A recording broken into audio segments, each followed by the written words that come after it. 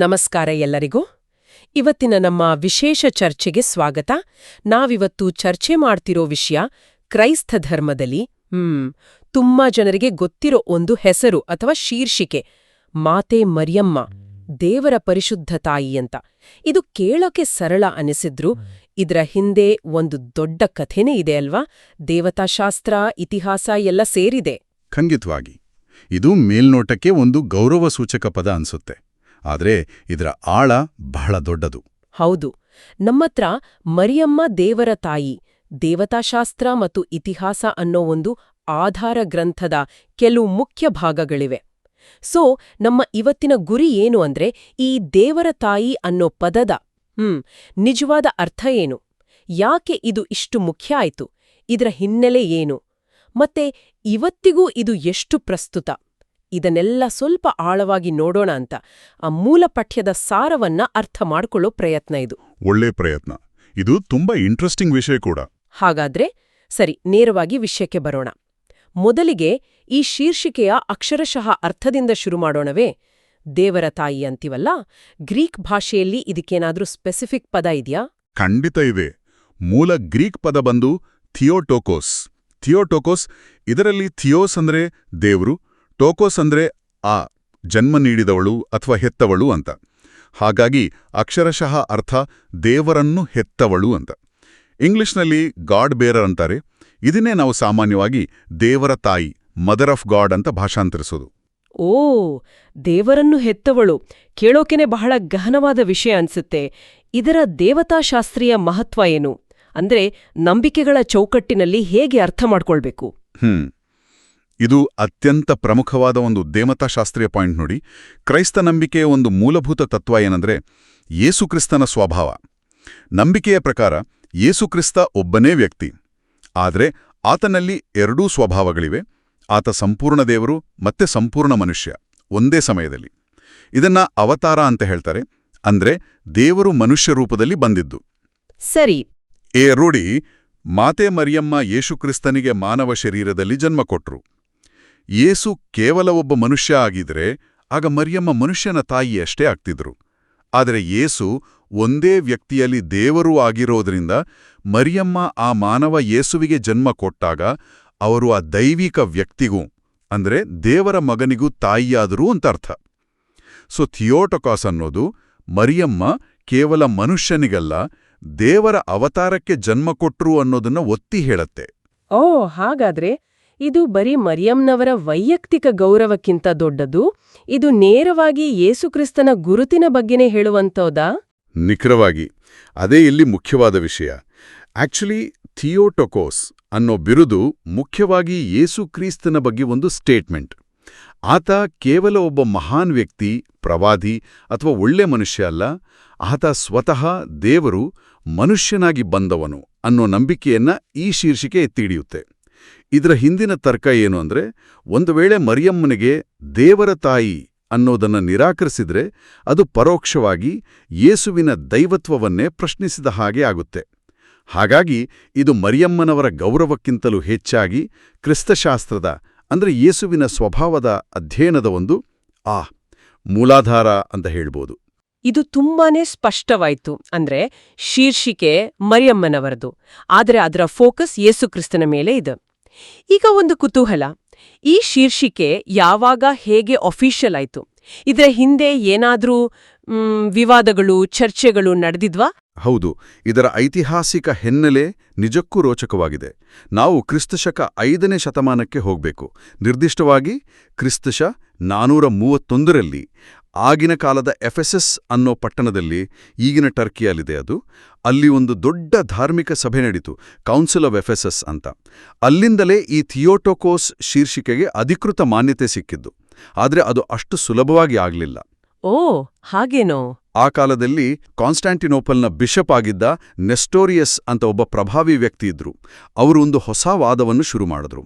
ಅವ್ರ ಪ್ರಕಾರ ಮರಿಯಮ್ಮನವರನ್ನ ಥಿಯೋಟೊಕೋಸ್ ಅಂದ್ರೆ ದೇವರ ತಾಯಿ ಅಂತ ಕರೆಯೋದು ಸರಿಯಿಲ್ಲ, ಬದಲಾಗಿ ಕ್ರಿಸ್ತೋಟೊಕೋಸ್ ಅಂದ್ರೆ ಕ್ರಿಸ್ತನ ತಾಯಿ ಅಂತ ಕರಿಬೇಕು ಅಂದ್ರು. ಕ್ರಿಸ್ತನ ತಾಯಿ ಯಾಕೆ ಹಾಗೆ? ಅವರ ಲಾಜಿಕ್ ಹೀಗಿತ್ತು. ಮರಿಯಮ್ಮ ಜನ್ಮ ನೀಡಿದ್ದು ಯೇಸುವಿನ ಮಾನವ ಶರೀರಕ್ಕೆ, ಅಂದ್ರೆ ಆತನ ಮಾನವ ಸ್ವಭಾವಕ್ಕೆ ಮಾತ್ರ. ದೇವರ ದೈವಿಕ ಸ್ವಭಾವಕ್ಕೆ ಹುಟ್ಟುಸಾವು ಇಲ್ಲ, ಅದು ಅನಾದಿ, ಅದಕ್ಕೆ ತಾಯಿ ಇರೋಕೆ ಸಾಧ್ಯವಿಲ್ಲ.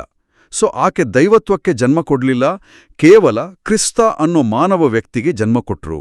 ಇದು ಅವರ ವಾದ. ಇದು ಸ್ವಲ್ಪ ಕಾಂಪ್ಲಿಕೇಟೆಡ್ ಅನ್ಸುತ್ತೆ. ಹೌದು. ನೆಸ್ಟೋರಿಯಸ್ ಅವರ ಈ ವಾದ ಆಗಿನ ಕ್ರಿಸ್ತ ಜಗತ್ತಿನಲ್ಲಿ ದೊಡ್ಡ ಬಿರುಗಾಳಿಯನ್ನೇ ಎಬ್ಬಿಸಿತು. ಯಾಕಂದ್ರೆ ಅವರ ವಾದ ಕೇಳೋಕ್ ಹೇಗಿತ್ತು ಅಂದ್ರೆ, ಅದು ಯೇಸುಕ್ರಿಸ್ತನ ವ್ಯಕ್ತಿತ್ವವನ್ನೇ ಎರಡಾಗಿ ವಿಭಾಗ ಮಾಡಿದ ಹಾಗೆ. ಒಬ್ಬ ದೈವಿಕ ಲೋಗೋಸ್, ದೇವರ ವಾಕ್ಯ, ಇನ್ನೊಬ್ಬ ಮಾನವ ಯೇಸು. ಇವರಿಬ್ಬರ ಮಧ್ಯೆ ಕೇವಲ ಒಂದು ನೈತಿಕ ಸಂಬಂಧ ಇತ್ತೇ ಹೊರತು ಒಂದೇ ವ್ಯಕ್ತಿಯಲ್ಲಿ ಅವರು ಒಂದಾಗಿರಲಿಲ್ಲ ಅನ್ನೋ ಹಾಗೆ ಧ್ವನಿಸ್ತಿತ್ತು. ಇದು ಚರ್ಚಿನ ಮುಖ್ಯ ಬೋಧನೆಗೆ, ಅಂದ್ರೆ ಯೇಸು ಒಬ್ಬನೇ ವ್ಯಕ್ತಿ, ಆತನಲ್ಲಿ ದೈವತ್ವ ಮತ್ತು ಮಾನವತ್ವ ಬೇರ್ಪಡಿಸಲಾಗದಂತೆ ಒಂದಾಗಿದೆ ಅನ್ನೋ ಅವತಾರದ ಸಿದ್ಧಾಂತಕ್ಕೆ ಡೈರೆಕ್ಟ್ ಚಾಲೆಂಜ್ ಆಗಿತ್ತು. ಹಾಗಾದ್ರೆ ಚರ್ಚ್ ಸುಮ್ನೆ ಕೂರ್ಲಿಲ್ಲ ಅನ್ಸುತ್ತೆ. ಇದ್ರ ಪ್ರತಿಕ್ರಿಯೆ ಹೇಗಿತ್ತು? ಖಂಡಿತ ಇಲ್ಲ.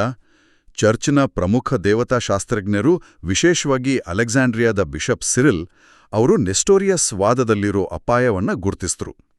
ಸಿರಿಲ್ ಅವರು ಬಹಳ ಸ್ಟ್ರಾಂಗ್ ಆಗಿ ವಾದ ಮಾಡಿದ್ದೇನೆಂದ್ರೆ, ಮರಿಯಮ್ಮ ಜನ್ಮ ನೀಡಿದ್ದು ಕೇವಲ ಒಂದು ಸ್ವಭಾವಕ್ಕೆ ಅಲ್ಲ, ಬದಲಾಗಿ ಒಬ್ಬ ವ್ಯಕ್ತಿಗೆ. ಆ ವ್ಯಕ್ತಿ ಯೇಸುಕ್ರಿಸ್ತ. ಆ ವ್ಯಕ್ತಿ ದೇವರೂ ಹೌದು, ಮನುಷ್ಯನೂ ಹೌದು. ಆದ್ದರಿಂದ ಆ ವ್ಯಕ್ತಿಯ ತಾಯಿಯಾದ ಮರಿಯಮ್ಮ ನಿಜವಾಗಿಯೂ ದೇವರ ತಾಯಿ, ಥಿಯೋಟೋಕೋಸ್. ಇದು ಸಿರಿಲ್ ಅವರ ವಾದ. ಈ ವಾದ-ವಿವಾದ ಬಗೆಹರಿಸೋಕೆ, ಚರ್ಚ್ನ ಅಧಿಕೃತ ನಿಲುವು ಏನು ಅಂತ ಸ್ಪಷ್ಟಪಡಿಸೋಕೆ ಕ್ರಿಸ್ತಶಕ 431ರಲ್ಲಿ ಎಫೆಸಸ್ನಲ್ಲಿ ಒಂದು ಸಾರ್ವತ್ರಿಕ ಸಭೆಯನ್ನ ಕರೆಯಲಾಯಿತು.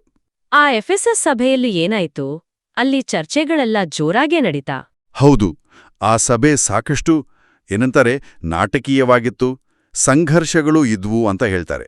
ನೆಸ್ಟೋರಿಯಸ್ ಮತ್ತು ಅವರ ಸಪೋರ್ಟರ್ಸ್ ಒಂದು ಕಡೆ, ಸಿರಿಲ್ ಮತ್ತು ಅವರ ಕಡೆ ಇದ್ದವರು ಇನ್ನೊಂದು ಕಡೆ. ರಾಜಕೀಯ ಒತ್ತಡಗಳೂ ಇದ್ವು.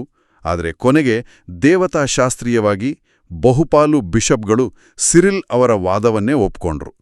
ಯೇಸುವಿನ ದೈವತ್ವ ಮತ್ತು ಮಾನವತ್ವ ಒಂದೇ ವ್ಯಕ್ತಿಯಲ್ಲಿ ಬೇರ್ಪಡಿಸಲಾಗದು ಅನ್ನೋ ಸತ್ಯವನ್ನ ಎತ್ತಿ ಹಿಡಿಯೋಕೆ ಮರಿಯಮ್ಮನಿಗೆ ಥಿಯೋಟಕೋಸ್ ಅನ್ನೋ ಶೀರ್ಷಿಕೆಯೇ ಸರಿ ಅಂತ ಸಭೆ ತೀರ್ಮಾನ ಮಾಡಿತು.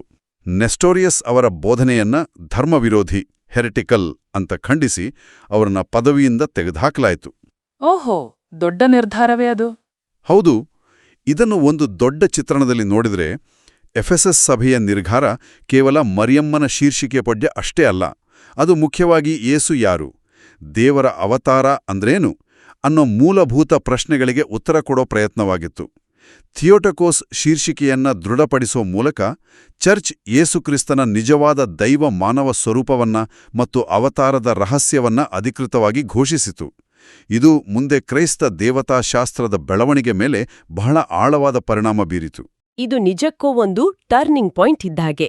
ಆದರೆ ನಮ್ಮ ಆಧಾರ ಗ್ರಂಥದಲ್ಲಿ ಇನ್ನೊಂದು ಇಂಟ್ರೆಸ್ಟಿಂಗ್ ವಿಷಯ ಹೇಳಿದ್ದಾರೆ. ಈ ಥಿಯೋಟಕೋಸ್ ಅನ್ನೋ ಪದ ಎಫೆಸಸ್ ಸಭೆಯಲ್ಲಿ ಅಂದ್ರೆ 431ರಲ್ಲಿ ಹೊಸದಾಗಿ ಹುಟ್ಟಿದ್ದಲ್ಲ, ಅದಕ್ಕೂ ಮುಂದಲೇ ಬಳಕೆಯಲ್ಲಿತ್ತು ಅಂತ. ಕ್ರಿಸ್ತಶಕ 3ನೇ ಶತಮಾನದಲ್ಲಿ ಅಲೆಕ್ಸಾಂಡ್ರಿಯಾದ ಒರಿಜಿನ್ ಆಫ್ ಅಲೆಕ್ಸಾಂಡ್ರಿಯಾ ತರಹದ ಹಳೆ ಚರ್ಚ್ ಪಿತಾಮಹರು ಈ ಪದವನ್ನ ಬಳಸಿದ್ರು ಅಂತ ಉಲ್ಲೇಖ ಇದೆ. ಹಾಗಾದ್ರೆ ಎಫೆಸಸ್ ಸಭೆ ಹೊಸದಾಗಿ ಏನ್ ಮಾಡ್ತು? ನೀವು ಹೇಳಿದ್ದು ಕರೆಕ್ಟ್. ಥಿಯೋಟೋಕೋಸ್ ಪದ ಖಂಡಿತವಾಗಿಯೂ 5ನೇ ಶತಮಾನಕ್ಕಿಂತ ಹಳೆಯದ. ಅದು ಕ್ರೈಸ್ತರ ಭಕ್ತಿ ಜೀವನದಲ್ಲಿ, ಪ್ರಾರ್ಥನೆಗಳಲ್ಲಿ ಮತ್ತೆ ದೇವತಾಶಾಸ್ತ್ರಜ್ಞರ ಬರಹಗಳಲ್ಲಿ ಆಗಲೇ ಇತ್ತು. ಒರಿಜಿನ್ ಮಾತ್ರ ಅಲ್ಲ, ಅಥನಾಸಿಯಸ್, ಗ್ರೆಗೊರಿ ನಜಿಯಾನ್ಸೆನ್ ಹೀಗೆ ಅನೇಕ ಮುಖ್ಯ ಚರ್ಚ್ ಪಿತಾಮಹರು ಅದನ್ನ ಬಳಸಿದ್ರು. ಆದರೆ ನೆಸ್ಟೋರಿಯಸ್ ಈ ವಿವಾದವನ್ನ ಶುರು ಮಾಡೋ ತನಕ ಅದರ ಬಗ್ಗೆ ದೊಡ್ಡ ಪ್ರಶ್ನೆ ಎದ್ದಿರಲಿಲ್ಲ. ಎಲ್ಲರೂ ಸಾಮಾನ್ಯವಾಗಿ ಒಪ್ಕೊಂಡಿದ್ರು. ಎಫೆಸಸ್ ಸಭೆಯ ಮಹತ್ವ ಏನು ಅಂದ್ರೆ, ಅದು ಈ ಹಳೆಯ ಜನಪ್ರಿಯ ಮತ್ತು ದೇವತಾಶಾಸ್ತ್ರೀಯವಾಗಿ ಮುಖ್ಯವಾಗಿದ್ದ ಶೀರ್ಷಿಕೆಗೆ ಎದುರಾದ ವಿರೋಧವನ್ನು ಬಗೆಹರಿಸಿ ಅದಕ್ಕೆ ಒಂದು ಸಾರ್ವತ್ರಿಕ ಅಧಿಕೃತ ಮಾನ್ಯತೆಯನ್ನ ನೀಡಿತು. ಆ ಶೀರ್ಷಿಕೆಯನ್ನ ಚರ್ಚ್ನ ಒಂದು ಮೂಲಭೂತ ನಂಬಿಕೆಯ ಭಾಗ ಅಂತ ದೃಢಪಡಿಸಿತು. ಹಾಗಾಗಿ ಅದು ಹೊಸದಾಗಿ ಸೃಷ್ಟಿಸಿದ್ದಲ್ಲ, ಬದಲಾಗಿ ಇದ್ದ ಸಂಪ್ರದಾಯವನ್ನ ಸ್ಪಷ್ಟಪಡಿಸಿ, ರಕ್ಷಿಸಿ, ಅಫಿಷಿಯಲ್ ಮಾಡ್ತು ಅಂತ ಹೇಳ್ಬೋದು. ಅರ್ಥವಾಯ್ತು. ಇದ್ದ ಸಂಪ್ರದಾಯಕ್ಕೆ ಒಂದು ಅಧಿಕೃತ ಮುದ್ರೆ ಒತ್ತಿದ ಹಾಗೆ. ಸರಿ, ಈಗ ನಾವು ಇದ್ರ ಇತಿಹಾಸ, ಅರ್ಥ ಎಲ್ಲ ತಿಳ್ಕೊಂಡ್ವಿ. ಮುಂದಿನ ಪ್ರಶ್ನೆ, ಇವತ್ತಿನ ಕಾಲದಲ್ಲಿ, ಅದರಲ್ಲೂ ವಿಶೇಷವಾಗಿ ಕ್ಯಾಥೋಲಿಕ್ ಆಚರಣೆಗಳಲ್ಲಿ ಈ ದೇವರ ತಾಯಿ ಅನ್ನೋ ಶೀರ್ಷಿಕೆಗೆ ಎಷ್ಟು ಮಹತ್ವ ಇದೆ? ಇದು ಬರೀ ಹಿಸ್ಟ್ರಿ ಬುಕ್ಕಲ್ಲಿರೋ ವಿಷಯನಾ ಅಥವಾ ಇವತ್ತಿಗೂ ಜೀವಂತವಾಗಿದೆಯಾ? ಖಂಡಿತವಾಗಿಯೂ ಇದು ಇವತ್ತಿಗೂ ಬಹಳ ಜೀವಂತವಾಗಿದೆ. ಕ್ಯಾಥೋಲಿಕ್ ಚರ್ಚ್ನ ಧಾರ್ಮಿಕ ಕ್ಯಾಲೆಂಡರ್ನಲ್ಲೇ ಇದಕ್ಕೆ ದೊಡ್ಡ ಸ್ಥಾನ ಇದೆ. ಪ್ರತಿ ವರ್ಷ ಜನವರಿ 1ನೇ ತಾರೀಕು ಹೊಸ ವರ್ಷದ ಮೊದಲ ದಿನಾನೇ ಕ್ಯಾಥೋಲಿಕರು ದೇವರ ಪವಿತ್ರ ತಾಯಿ ಮಾತೆ ಮರಿಯಮ್ಮನವರ ಹಬ್ಬ ಅಂತ ಆಚರಿಸ್ತಾರೆ. Solemnity of Mary mother of God ಅಂತ. ಇದು ಚರ್ಚ್ನ ಅತ್ಯಂತ ಪ್ರಮುಖ ಹಬ್ಬಗಳಲ್ಲಿ ಒಂದು. ಹೋಲಿ ಡೇ ಆಫ್ ಆಬ್ಲಿಗೇಷನ್ ಅಂತ ಕರೀತಾರೆ. ಅಂದ್ರೆ ಅಂದು ಪ್ರಾರ್ಥನೆಗೆ ಹೋಗಲೇಬೇಕು ಅಂತ. ಓ, ಜನವರಿ 1ಕ್ಕೆ ಯಾಕೆ? ಹೊಸ ವರ್ಷದ ದಿನ? ಅದಕ್ಕೇನಾದ್ರೂ ವಿಶೇಷ ಕಾರಣ ಇದೆಯಾ? ಹೌದು, ಅದಕ್ಕೊಂದು ಅರ್ಥ ಇದೆ. ಅದು ಕ್ರಿಸ್ಮಸ್ ಹಬ್ಬ ಇದೆಯಲ್ಲ, ಯೇಸುವಿನ ಜನನ, ಅದರ 8ನೇ ದಿನಕ್ಕೆ ಬರುತ್ತೆ. ಆಕ್ಟೇವ್ ಆಫ್ ಕ್ರಿಸ್ಮಸ್ ಅಂತಾರೆ. ಹಳೆಯ ಯಹೂದಿ ಪದ್ಧತಿಯ ಪ್ರಕಾರ ಮಗು ಹುಟ್ಟಿದ 8ನೇ ದಿನ ಅದಕ್ಕೆ ಹೆಸರಿಟ್ಟು ದೇವರಿಗೆ ಸಮರ್ಪಿಸುವ ದಿನವಾಗಿತ್ತು. ಹಾಗಾಗಿ ಯೇಸುವಿನ ಜನನದ 8 ದಿನಗಳ ನಂತರ ಆತನ ತಾಯಿಯಾದ ಮರಿಯಮ್ಮನ ಈ ವಿಶೇಷ ಪಾತ್ರವನ್ನ, ಅಂದ್ರೆ ದೇವರ ತಾಯಿ ಅನ್ನೋ ಆಕೆಯ ಗುರುತನ್ನು ಸ್ಮರಿಸೋಕೆ ಈ ದಿನವನ್ನ ಇಟ್ಟಿದ್ದಾರೆ. ಇದು ತುಂಬಾ ಹಳೆಯ ಮರಿಯನ್ ಹಬ್ಬಗಳಲ್ಲಿ ಒಂದು. ಮತ್ತೆ ಇದು ನೇರವಾಗಿ ಎಫೆಸಸ್ ಸಭೆಯ ನಿರ್ಧಾರವನ್ನು ನೆನಪಿಸುತ್ತೆ, ಆಚರಿಸುತ್ತೆ. ಹೊಸ ವರ್ಷದ ಆರಂಭದಲ್ಲೇ ದೇವರ ಅವತಾರದಲ್ಲಿ ಮರಿಯಮ್ಮನ ಪಾತ್ರವನ್ನ ಗುರುತಿಸೋದು ಇದರ ಉದ್ದೇಶ. ಹಬ್ಬದ ಆಚರಣೆ ಒಂದ್ಕಡೆ ಆಯ್ತು, ಡೈಲಿ ಲೈಫಲ್ಲಿ ಅಂದ್ರೆ ಜನರ ಪ್ರಾರ್ಥನೆ, ಭಕ್ತಿ ಜೀವನದಲ್ಲಿ ಇದರ ಪ್ರಭಾವ ಎಷ್ಟಿದೆ? ಅದರ ಪ್ರಭಾವ ಅಗಾಧವಾಗಿದೆ. ಬಹುಶಃ ಕ್ಯಾಥೋಲಿಕರು ಅತಿ ಹೆಚ್ಚು ಹೇಳೋ ಪ್ರಾರ್ಥನೆ ಅಂದ್ರೆ ನಮೋ ಮರಿಯೆ, ಹೇಲ್ ಮ್ಯಾರಿ ಹಾವೆ ಮರಿಯ. ಆ ಪ್ರಾರ್ಥನೆಯ 2ನೇ ಭಾಗ ಇದೆಯಲ್ಲ, ಅದು ನೇರವಾಗಿ ಈ ಶೀರ್ಷಿಕೆಯನ್ನ ಬಳಸುತ್ತೆ. ಪರಮಪೂಜ್ಯಳಾದ ಮರಿಯಮ್ಮ, ದೇವರ ತಾಯಿಯೇ, ಸ್ಯಾಂಕ್ಟಾ ಮರಿಯಾ ಮಾಟೆರ್ ದೈ, ಪಾಪಿಗಳಾದ ನಮಗಾಗಿ ಈಗಲೂ ಮತ್ತು ನಮ್ಮ ಮರಣದ ಸಮಯದಲ್ಲೂ ಪ್ರಾರ್ಥಿಸಿರಿ, ಆಮೇನ್. ನೋಡಿ, ಅಲ್ಲಿ ದೇವರ ತಾಯಿಯೇ ಅಂತ ಸಂಬೋಧನೆನೇ ಇದೆ. ಹೌದಲ್ಲ? ಹಾಗಾದ್ರೆ ಈ ಸಂಬೋಧನೆ ಬರೀ ಒಂದು ಗೌರವಕ್ಕಷ್ಟೇ ಅಲ್ಲ, ಅದಕ್ಕೆ ಒಂದು ಕಾರ್ಯರೂಪದ ನಂಬಿಕೆನೂ ಇದೆಯಾ? ಖಂಡಿತವಾಗಿಯೂ. ಇಲ್ಲಿ ಒಂದು ಮುಖ್ಯ ಪ್ರಶ್ನೆ ಬರುತ್ತೆ. ಯಾಕೆ ಕ್ಯಾಥೋಲಿಕರು ಮರಿಯಮ್ಮನವರನ್ನ ಅಷ್ಟು ಶಕ್ತಿಶಾಲಿ ಮಧ್ಯಸ್ಥಗಾರರು ಅಂತ ನೋಡ್ತಾರೆ? ಅದಕ್ಕೆ ಉತ್ತರನೇ ಈ ದೇವರ ತಾಯಿ ಅನ್ನೋ ಶೀರ್ಷಿಕೆಯಲ್ಲಿದೆ. ನಂಬಿಕೆ ಪ್ರಕಾರ ಮರಿಯಮ್ಮ ಕೇವಲ ಒಬ್ಬ ಸಂತರಲ್ಲ, ಅವರು ದೇವರನ್ನೇ ಹೊತ್ತು ಹೆತ್ತವರು. ಆದ್ದರಿಂದ ಸ್ವರ್ಗದಲ್ಲೇ ತಮ್ಮ ಮಗನಾದ ಯೇಸುವಿನ ಜೊತೆ ಅವರಿಗೆ ಒಂದು ಅತ್ಯಂತ ವಿಶೇಷವಾದ ಹತ್ತಿರದ ಸಂಬಂಧ ಇದೆ. ಈ ಕಾರಣದಿಂದ ಭೂಮಿಯಲ್ಲಿರೋ ಭಕ್ತರ ಕಷ್ಟಗಳಿಗೆ, ಅಗತ್ಯಗಳಿಗೆ ಅವರು ಯೇಸುವಿನ ಹತ್ತಿರ ಅತ್ಯಂತ ಪರಿಣಾಮಕಾರಿಯಾಗಿ ಪ್ರಾರ್ಥಿಸಬಲ್ಲರು ಅನ್ನೋದು ದೃಢವಾದ ನಂಬಿಕೆ. ಆಕೆ ದೇವರ ತಾಯಿಯಾಗಿರೋದ್ರಿಂದ ಆಕೆಯ ಪ್ರಾರ್ಥನೆಗೆ ಒಂದು ವಿಶೇಷ ಶಕ್ತಿ ಇದೆ ಅಂತ ನಂಬಲಾಗುತ್ತೆ. ಇದು ಬರೀ ಬಿರುದಲ್ಲ, ಇದು ಕ್ರಿಯಾಶೀಲವಾದ ಭಕ್ತಿಯ ಒಂದು ಆಧಾರ. ಅಂದ್ರೆ ಆ ಶೀರ್ಷಿಕೆಯೇ ಮರಿಯಮ್ಮನವರ ಮಧ್ಯಸ್ಥಿಕೆಯ ಶಕ್ತಿಯ ನಂಬಿಕೆಗೆ ನೇರವಾಗಿ ಲಿಂಕ್ ಆಗಿದೆ. ಇದು ನಿಜಕ್ಕೂ ಆಳವಾದ ವಿಷಯ. ಹಾಗಾದ್ರೆ ನಾವು ಇಷ್ಟು ಹೊತ್ತು ಚರ್ಚೆ ಮಾಡಿದ ಎಲ್ಲ ವಿಷಯಗಳನ್ನ ಒಟ್ಟಿಗೆ ಸೇರಿಸಿ ನೋಡಿದ್ರೆ, ಮಾತೆ ಮರಿಯಮ್ಮ ದೇವರ ಪರಿಶುದ್ಧ ತಾಯಿ ಅನ್ನೋ ಈ ವಾಕ್ಯದ ಒಟ್ಟು ಸಾರಾಂಶ ಏನು ಅಂತ ಹೇಳಬಹುದು?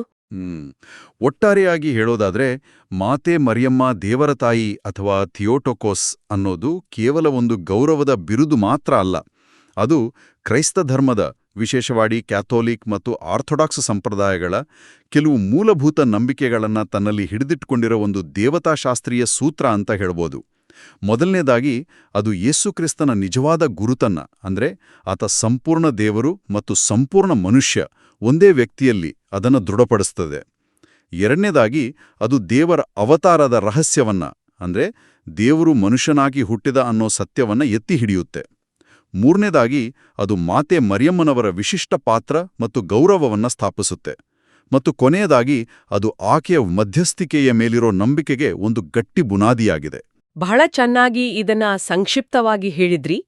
ನಾವು ಥಿಯೋಟೋಕೋಸ್ ಪದದ ಗ್ರೀಕ್ ಮೂಲದಿಂದ ಶುರು ಮಾಡಿ 5ನೇ ಶತಮಾನದ ಎಫೆಸಸ್ನಲ್ಲಿ ನಡೆದ ಆ ದೊಡ್ಡ ದೇವತಾಶಾಸ್ತ್ರೀಯ ಜಗಳ, ನೆಸ್ಟೋರಿಯಸ್ವಾದ ಹೇಗೆ ತಿರಸ್ಕರಿಸಲ್ಪಟ್ಟಿತ್ತು ಮತ್ತು ಈ ಶೀರ್ಷಿಕೆ ಹೇಗೆ ಯೇಸುವಿನ ಸ್ವಭಾವದ ಬಗ್ಗೆ ಒಂದು ನಿರ್ಣಾಯಕ ಹೇಳಿಕೆ ಆಯಿತು ಅನ್ನೋದನ್ನೆಲ್ಲ ನೋಡಿದ್ವಿ.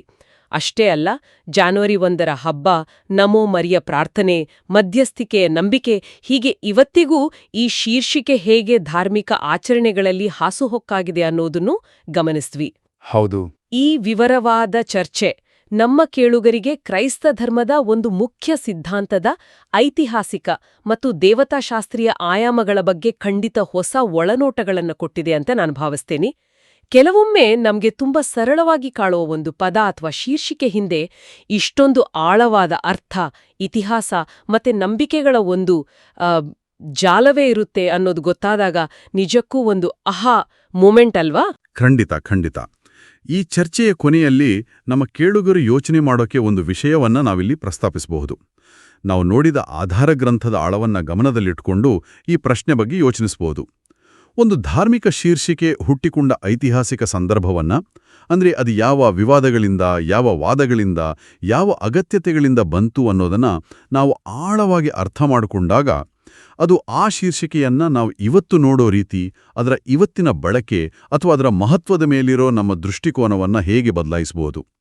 5ನೇ ಶತಮಾನದ ಆ ಬಿಸಿ ಚರ್ಚೆಗಳು, ಎಫೆಸಸ್ನ ನಿರ್ಧಾರಗಳು, ಇವೆಲ್ಲ ಇವತ್ತಿನ ನಮ್ಮ ನಂಬಿಕೆ, ಆಚರಣೆ, ಭಕ್ತಿ ಮೇಲೆ ಹೇಗೆ ಹೊಸ ಬೆಳಕನ್ನ ಚೆಲ್ಲಬಹುದು. ಇದು ಯೋಚನೆ ಮಾಡೋಕೆ ಒಂದು ಒಳ್ಳೆ ಅವಕಾಶ ಅನ್ಸುತ್ತೆ. ಪ್ರಿಯರೇ, ಈ ಚಾನೆಲ್ ಅನ್ನು ಸಬ್ಸ್ಕ್ರೈಬ್ ಮಾಡಿ ಪ್ರತಿದಿನ ದೇವರ ವಾಕ್ಯವನ್ನು ಆಲಿಸುತ್ತಾ ಅದನ್ನು ಇತರರೊಂದಿಗೆ ಹಂಚಿಕೊಳ್ಳಲು ನಮಗೆ ನೆರವಾಗಿರಿ. ಧನ್ಯವಾದಗಳು.